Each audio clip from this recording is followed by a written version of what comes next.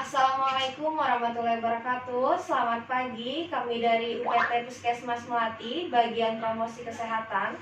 Saya Relatul Fahriah dan di samping saya Yulia Eskepnas. kita berdua adalah tenaga promosi kesehatan yang akan menjelaskan tentang novel coronavirus atau yang sering disebut sebagai virus corona atau COVID-19. Ya, kita persilahkan kepada Ibu Yulia untuk menjelaskan apa itu virus corona. Terima kasih. Di sini saya akan menjelaskan apa itu virus corona. Virus corona atau COVID-19 yaitu virus baru penyebab penyakit saluran pernapasan. Virus ini berasal dari Cina. Novel coronavirus merupakan satu keluarga dengan virus penyebab SARS dan MERS. Virus ini bisa menyerang siapa saja, seperti lansia atau golongan usia lanjut, orang dewasa, anak-anak, dan bayi. Untuk ibu hamil dan ibu menyusui. Infeksi virus corona disebut juga atau COVID-19 atau virus corona disease 2019. Ini pertama kali ditemukan di Wuhan, kota Wuhan ya, Cina, pada akhir Desember 2019. Makanya disebut dengan coronavirus disease 2019. Gejala ini dari virus corona antara lain secara umum ya, demam tinggi atau suhu tubuh di atas 38 derajat Celcius, batuk kering atau sakit tenggorokan, bisa sesak napas, dan ada beberapa gejala lain yang juga muncul pada infeksi virus corona yang disebabkan virus corona. Meskipun jarang, tapi biasanya ada gejalanya seperti diare, sakit kepala, konjungtivitis atau sakit mata atau mata kemerahan, hilangnya kemampuan pengecap rasa atau mencium bau, ruam di kulit atau gatal-gatal pada kulit. Gejala-gejala COVID-19 ini umumnya muncul dalam waktu 2 hari sampai 2 minggu setelah penderita terpapar virus corona. Penularan virus corona yaitu seseorang dapat tertular melalui berbagai cara, yaitu tidak sengaja menghirup percikan ludah atau droplet. Ludah ya, atau droplet yang keluar saat penderita COVID-19 batuk atau bersin. Jadi penular ini melalui, kalau udara tidak yang ini karena droplet, udaranya hanya pendek. Jadi melalui ludah. Jadi untuk lebih hati-hatinya, kenapa kita sarankan untuk terus memakai masker antara yang satu dengan yang lainnya. Kemudian memegang mulut atau hidung tanpa mencuci tangan terlebih dahulu setelah menyentuh benda yang terkena cipratan ludah penderita COVID-19 atau virus corona. Kontak jarak dekat dengan penderita COVID-19. Jadi penularan ini kontak antara satu ini berdekatan. Kita tidak tahu teman kita di sebelah ini saat batuk atau bersin memegang tangannya. Jadi saat ini kita berpegangan, salaman atau cupika-cupiki, ini kan penularan seperti itu. Maka kita harus jaga jarak seperti itu. Penularan virus tadi ya sudah ya, penularan virus corona. Tegaknya diagnosa yang dikatakan dengan virus corona dengan 2 cara. Tiga cara diagnosa ditegakkan, itu dikatakan dengan virus corona dengan 3 cara. Pertama, rapid test untuk mendeteksi antibodi IgM atau IgG yang diproduksi oleh tubuh untuk melawan virus corona. Apa itu rapid test? Rapid test itu tes yang diambil darahnya dari tangan kita atau diambil dari pembuluh darah vena. Itu dicek, nanti ada alat tertentu, nanti alatnya. Nah, ditaruh di situ, nanti kelihatan hasilnya. Itu terlihat hasilnya antara IgM dan IgG-nya apakah bergaris 2. Kalau garis 2 itu di IgM-nya, itu artinya virus dia masuk dalam virus dalam tubuhnya, dikatakan reaktif. Kalau tidak ada itu hanya 1 garis, dibilang itu non reaktif. Seperti itu. Dan hasil rapid test ini pun belum tentu kemungkinan besar menunjukkan bahwa memang sudah terinfeksi virus corona, tapi bisa juga berarti bisa juga berarti terinfeksi kuman atau virus yang lainnya. Jadi rapid test belum bisa dikatakan menegakkan diagnosa kalau itu tertular atau terkonfirmasi COVID-19 atau terkena virus corona. Ya. Terus swab test. Tes swab ini atau tes PCR polymerase chain reaction untuk mendeteksi virus corona di dalam dahak.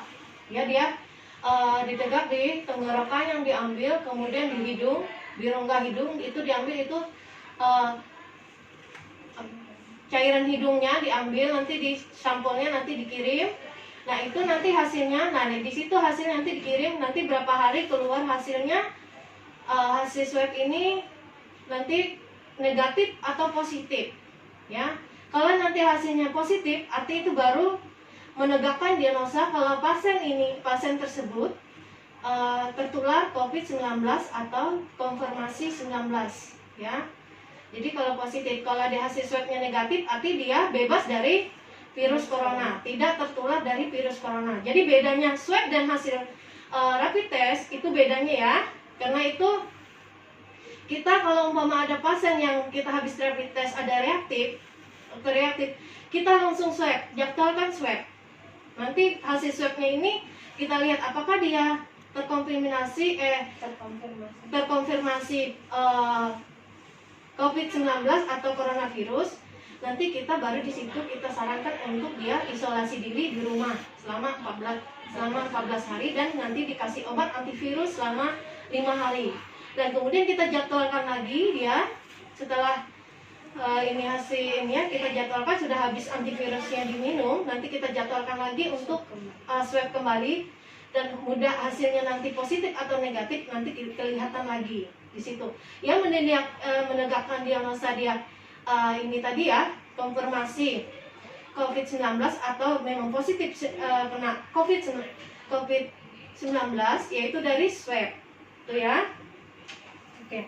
Kalau untuk CT scan atau ronsen dada itu untuk penunjang membantu lihat dokternya untuk melihat apakah di parunya ini ada pneumonia, mendeteksi infrared atau cairan di parunya itu ada pneumonia atau tidak. Karena kalau ada pneumonia curiga.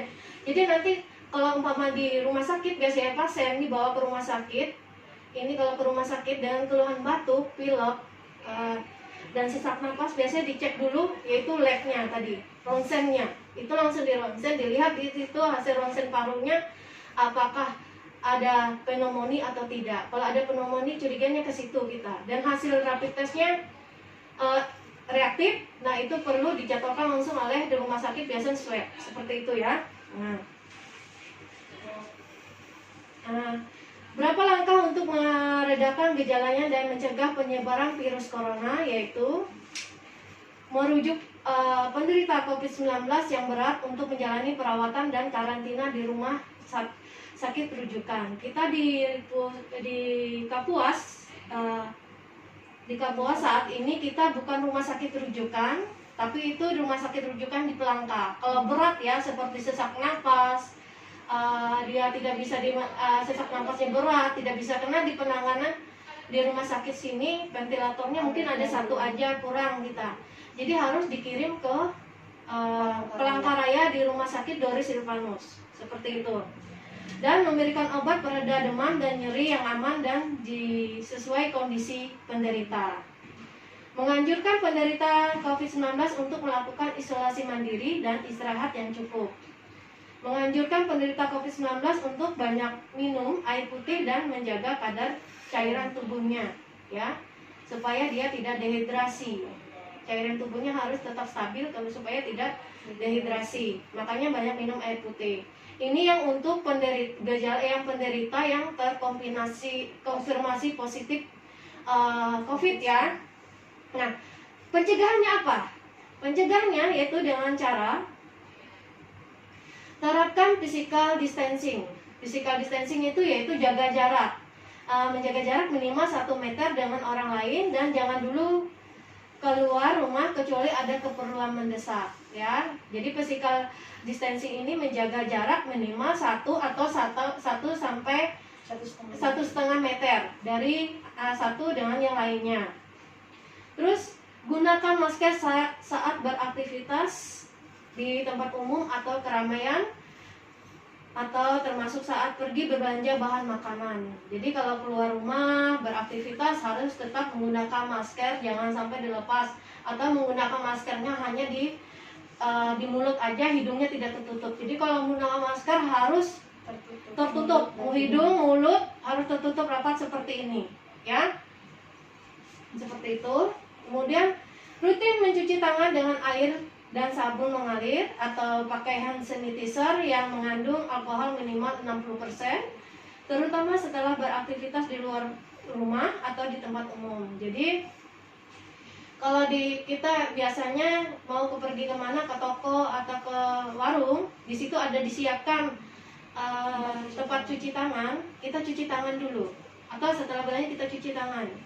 Sebelum kita masuk ke toko atau ke seperti Indomaret atau Alfamart, kita cuci tangan dulu tangannya, ya. Pakai menggunakan sabun dengan air tadi, cuci sudah bersih, kemudian masuk ke dalam. Nah, setelah kita belanja, kita tidak lupa juga harus mencuci kembali tangan kita kembali, ya. Seperti itu.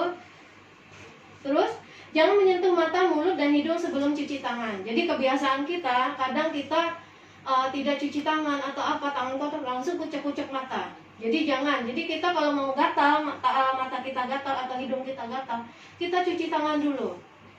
Siapa tahu kita tadi pegang segala benda-benda seperti meja, pintu, segala apa yang kita kan tidak tahu nih penyebarannya lewat ada batuk segala apa ke meja, jatuhnya segala apa, itu kan hidup. Nah, pegang meja atau pegang pintu, jadi kita jangan kucek-kucek langsung ke mata. Jadi cuci tangan dulu pakai sabun dan air mengalir, baru kita bisa kucek-kucek mata kita, seperti itu. Tingkatkan daya tahan tubuh dengan pola hidup sehat, seperti mengonsumsi makanan bergizi, berolahraga secara rutin, beristirahat yang cukup, dan mencegah stres. Jadi jaga daya tahan tubuhnya, selalu minum vitamin, makan sayur buah, ya, seperti itu, dan olahraga di rumah seperti ya senam-senam atau seperti apa, olahraga ringan, ya, atau ini berjemur sambil olahraga. Kemudian hindari kontak dengan penderita COVID-19, orang yang dicurigai positif terinfeksi virus corona, atau orang yang sedang sakit demam, batuk, atau pilek. Maksud ini bukan kita mendiskriminasi orang COVID-19, ya. Umpama ada penderita COVID-19, kita tidak perlu dekat, tapi jaga jarak juga. Belum tentu akan menular asal kita pakai masker. Ya. Sama si pasiennya COVID-19 pakai masker, kita pakai masker. Seperti itu, jaga jarak. Terus kalau ada batuk, pilek, segala apa, kita bisa telepon call center, ya. Di call center nanti kami bilang call centernya nanti Bu Pahe akan menyampaikan nomor call center yang bisa dihubungi, ya. Kemudian tutup mulut dan hidung dengan tisu saat batuk atau bersin, kemudian buang tisu ke tempat sampah. Nah, tutup mulut dan hidung dengan tisu, ya. Saat batuk ini kami bilang batuk efektif. Batuk efektif tuh ada berapa cara. Kalau batuk, nah, tutup. Jangan kita batuk di hadapan orang seperti ini, ya, dengan Bu Pahe, apalagi tidak tertutup. Jadi tutup batuk kita pakai tisu. Kalau tidak ada tisu, kita pakai tangan, ya. Tangan ini batuk seperti ini, seperti itu. Jangan kita hadapin batuknya dengan orang lain. Harus pakai tangan kita diarahkan ke luar. Ini tangan belah ini, seperti itu, ya. Kemudian kalau kita tutup tisu pakai tisu, tisunya jangan buang sembarangan, tapi buanglah di kotak sampah, ya. Seperti itu. Jaga kebersihan benda yang sering disentuh dan kebersihan lingkungan, termasuk kebersihan rumah. Nah, tadi, ya, ini kebersihan kita di rumah atau di lingkungan kita seperti tadi di meja, gagang pintu, di ini kursi, segala apa, ya, dibersihkan, dilap pakai cairan disinfektan, seperti itu. Terus untuk orang yang diduga terkena COVID-19 atau termasuk kategori ODP, ini nanti di Bu Pahe yang untuk kandungannya. Nah, ini tadi, ya, sudah dijelaskan bagaimana cara pencegahan tadi, ya. Tapi kami ingatkan kembali, kami ingatkan kembali untuk 3M, harus ingat 3M. 3M ini apa ya? Selalu ingat di mana-mana, ini mudah aja 3M. 3M ini yaitu menjaga jarak, menggunakan masker, terus mencuci tangan pakai sabun. Ya. Dan air mengalir. Jadi 3M ini harus ingat. Mudah aja kan 3M. Ingat 3M. Apa itu 3M? 3M, kami ulang lagi 3M. Mencuci tangan pakai sabun, menggunakan masker, terus menjaga jarak. Seperti itu. Dan kami sarankan untuk sementara ini kurangi beraktivitas di luar rumah jika tidak perlu, ya. Dan jauhi tempat keramaian dan jangan bepergian ke luar kota jika tidak perlu. Ya, ini dari saya sebagai penanggung jawab Promkes, PJ Promkes, nanti disampaikan kembali oleh Bu Pahe apa-apa lagi yang perlu dijelaskan lagi. Terima kasih. Nanti saya serahkan Bu Pahe untuk menjelaskan kembali yang lainnya. Ya, terima kasih Bu Yulia. Sering kita dengar ya virus corona ini di lingkungan kita. Lalu ada juga orang yang disebut sebagai ODP, PDP, dan OTG. Nah, saya akan menjelaskan apa itu orang yang disebut dengan ODP. ODP itu singkatan dari orang dalam pemantauan, yaitu istilah ini digolongkan untuk mengelompokkan individu berdasarkan beberapa hal gejala seperti adanya demam dan gangguan pernapasan. Selain itu juga berdasarkan riwayat perjalanan ke daerah yang telah terinfeksi virus corona atau tinggal di daerah tersebut. Kemudian juga ada riwayat kontak dengan orang yang terinfeksi atau diduga terinfeksi virus corona tersebut. Itu yang disebut dengan ODP, orang dalam pemantauan. Ada juga yang disebut dengan PDP, yaitu pasien dalam pengawasan. PDP ini sudah ada gejalanya seperti demam dan juga ada gangguan pernapasan. Tetapi PDP ini mestinya dirawat inap dan diisolasi di rumah sakit. Selain itu, pemeriksaan laboratorium juga harus dilakukan terhadap pasien PDP. Orang lain yang memiliki kontak erat terhadap PDP juga harus dipantau kondisinya serta kesehatannya. Dan selain itu ada juga yang disebut dengan OTG. OTG ini adalah orang tanpa gejala yang banyak berkeliaran di sekitar kita. OTG ini digunakan untuk kondisi teringan pada seseorang yang terinfeksi virus, tetapi tidak menunjukkan gejala. Meskinya harus ditemukan gejala ya, tetapi OTG ini tidak ada gejala. Namun OTG ini juga harus mendapatkan isolasi mandiri di rumah dengan kamar dan ruangan yang terpisah. Pasien OTG ini juga harus menerapkan physical distancing antara satu dengan yang lainnya, yaitu menjaga jarak. Soalnya individu yang dengan status OTG juga tetap bisa menularkan virus kepada orang lain. Dan pasien OTG ini sebaiknya melakukan pengukuran suhu rutin juga sebanyak 2 kali dalam 1 hari. Apakah suhu itu di atas normal atau tidak. Dan pasien OTG juga harus disiplin untuk menggunakan masker serta mencuci tangan dengan sabun dan air yang mengalir. Dan juga pasien OTG juga mengonsumsi makanan yang bergizi, istirahat yang cukup, serta rutin berjemur setiap hari selama 10-15 menit. Juga sebaiknya dilakukan untuk meningkatkan dan menjaga imun tubuh tersebut. Kondisi kesehatan OTG harus dipantau oleh petugas yang nantinya melakukan kontrol kesehatan menjalani isolasi mandiri selama 14 hari. Petugas ini biasanya sesuai wilayah puskesmas masing-masing. Seperti kita juga ada memiliki pasien OTG yang kita pantau.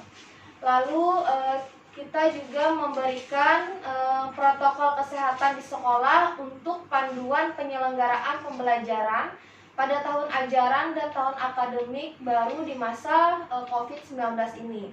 Yang pertama, siswa dan seluruh tenaga pengajar wajib menggunakan masker, di mana setiap sekolah juga wajib menyiapkan sarana cuci tangan serta sabun dan air yang mengalir. Selain itu, pengajar serta murid dan orang lain yang akan masuk ke sekolah harus dicek suhunya secara rutin dengan menggunakan termogan. sesuai dengan aturan protokol kesehatan. Peserta didik dan tenaga lainnya juga wajib dicek suhunya. Selain itu, apabila ada murid yang sakit, dimohon untuk tidak hadir dalam proses pengajaran tersebut, diberikan dispensasi istirahat di rumah. Selain itu, juga jaga jarak di kelas. Saat menuju new normal ini, jaga jarak di kelas tetap dilakukan, yaitu minimal 1-1,5 meter dan maksimal peserta didiknya sampai 18-20 orang. Selain itu, kantin sekolah boleh beroperasi, namun tetap menjaga protokol kesehatan di sekolah, seperti memberlakukan jaga jarak dan disediakannya juga sarana cuci tangan. Dan kegiatan ekstrakurikuler dan olahraga diperbolehkan, kecuali kegiatan yang menggunakan alat atau fasilitas yang harus dipegang oleh orang banyak secara bergantian dalam waktu yang singkat dan tidak memungkinkan. Misalnya main voli serta main basket, itu kan tidak ada jaga jarak dan bolanya itu selalu dipegang bergantian. Nah, itu dimohon untuk ditiadakan. Dan yang terakhir adalah kegiatan di luar KBM, misalnya nih orang tua menunggu siswa di sekolah itu diperbolehkan, istirahat di luar kelas juga diperbolehkan, serta pertemuan orang tua murid dan pengenalan lingkungan sekolah juga dapat dilakukan. Namun harus tetap ingat, tetap mengikuti protokol kesehatan yang ada, yaitu ingat tadi 3M. Menggunakan masker, menjaga jarak, serta sering mencuci tangan. Dan kita juga anjurkan kepada masyarakat apabila ada keluhan langsung menghubungi call center kita. Kita ada 2, yaitu Dinas Kesehatan Kabupaten Kapuas dengan nomor 0853 46 05 7100 dan call center Puskesmas Melati dengan nomor 0813 49 30 72 48. Jadi kami mohonkan bagi adik-adik atau orang-orang yang di sekitar, apabila ada memiliki gejala yang sudah disebutkan Ibu Yulia tadi, mohon langsung menghubungi call center yang sudah tersedia. Ya, demikian yang dapat kita sampaikan. Semoga informasi ini bermanfaat bagi adik-adik semua. Terima kasih. Wassalamualaikum warahmatullahi wabarakatuh.